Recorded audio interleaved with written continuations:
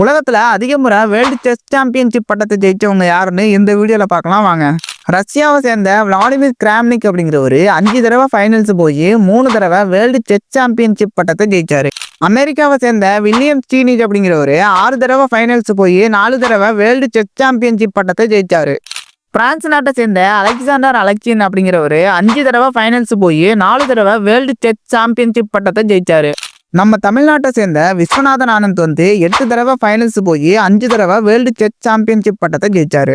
Norway நாட்டை சேர்ந்த Magnus Carlsen பார்த்தீங்கன்னா 5 தடவை ஃபைனல்ஸ் போய் 5 தடவையுமே வேர்ல்டு செஸ் சாம்பியன்ஷிப் பட்டத்தை ஜெயிச்சாரு.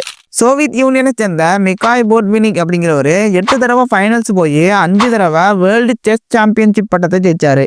ரஷ்யாவை சேர்ந்த கேரி காஸ்பாரோ அப்படிங்கிறவரு 6 தடவை வேர்ல்டு செஸ் சாம்பியன்ஷிப் பட்டத்தை ஜெயிச்சாரு.